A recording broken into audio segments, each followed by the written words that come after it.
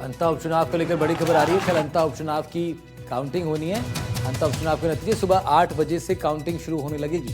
Counting को लेकर सभी तैयारियां पूरी कर ली गई हैं। 11 नवंबर को हुए मतदान में 80% से ज्यादा मतदान हुआ था। मतगणना स्थल पर भारी सुरक्षा बल की तैनाती रहने वाली है। कल भी कांग्रेस बीजेपी की अपने अपने जीत के दावे हैं। प्रमोद जैन भाई की किस्मत का दाव पर है। बीजेपी ने मोरपाल सुमन को टिकट दिया था, वो चुनाव लड़े हैं। देखते हैं क्या परिणाम आते हैं। अंता विधानसभा सीट 17 साल पहले 2008 में अस्तित्व में आई।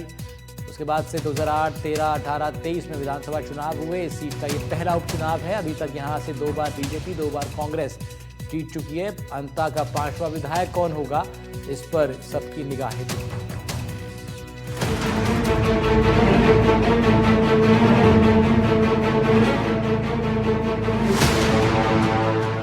अंता की जनता किसके संग? नतीजों का काउंटडाउन शुरू। उम्मीदवारों की धड़कनें तेज। कुछ घंटे की ही है कहानी सारी। नतीजों से पहले बढ़ गई बेचैनी। प्रशासन ने कसी कमर। कड़ी सुरक्षा में स्ट्रांग रूम। कांटे का मुकाबला, कौन मारेगा बाजी? कार्यकर्ताओं के साथ जुड़कर जो मेहनत की उसका परिणाम कल आएगा और कमल का फूल खिलेगा। और कल जो रिजल्ट आएगा, मैं समझता हूँ अच्छा समाचार सुनने को मिलेगा और कांग्रेस प्रत्याशी अच्छे वोटों से वहां से चुनाव जीतेगा। दोनों खेमों में माहौल वैसा ही है जैसा कि किसी परीक्षा के दिनों में होती है। उम्मीदें भी हैं और बेचैनी भी। अंता में काउंटिंग की पूरी तैयारियां कर ली गई हैं। सुरक्षा के कड़े इंतजाम भी कर लिए गए हैं। मतगणना केंद्र पर पुलिस और प्रशासन की टीमें अलर्ट मोड पर हैं। सुबह 8 बजे से वोटों की गिनती शुरू हो जाएगी और दोपहर तक तस्वीर भी साफ होने की उम्मीद है।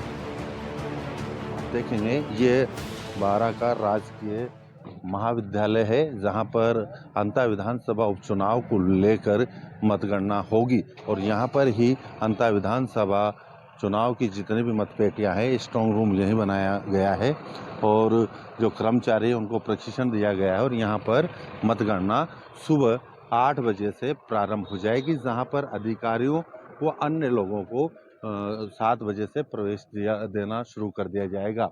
अब सभी प्रत्याशियों और प्रत्याशियों के समर्थकों का मतगणना और परिणामों का इंतजार की बारी है और इसी को लेकर अब कल परिणाम आएंगे। उसके बाद ही 12 के अंता में हुए विधानसभा में 15 प्रत्याशियों के भाग्य का फैसला अभी तक ईवीएम में कैद था, वो कल पता चल पाएगा। अंता का मुकाबला बेहद रोमांचक है। एक तरफ सत्ताधारी पार्टी का आत्मविश्वास तो दूसरी ओर विपक्ष की चुनौती। दोनों दलों ने अपनी पूरी ताकत झोंक दी थी। रैलियों से लेकर घर घर तक संपर्क, किसी ने कोई कसर नहीं छोड़ी।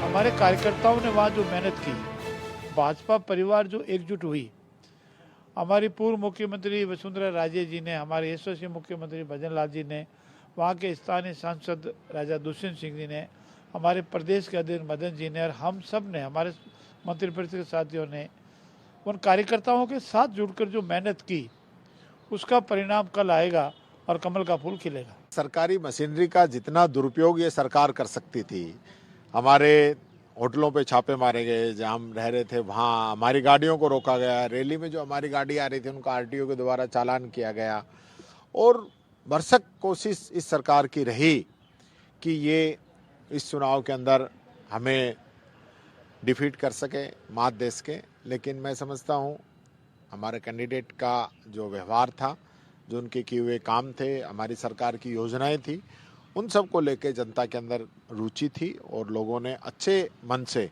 भाई जी को वोट डाला है और कल जो रिजल्ट आएगा, मैं समझता हूँ अच्छा समाचार सुनने को मिलेगा और कांग्रेस प्रत्याशी अच्छे वोटों से वहां से चुनाव जीतेगा। स्ट्रांग रूम को 24 घंटे सीसीटीवी निगरानी में रखा गया।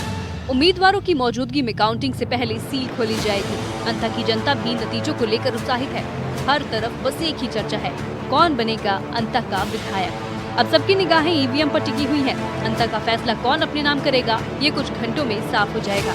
12 से ब्रजेश कुमार बारेता की रिपोर्ट, एनडीटीवी राजस्थान।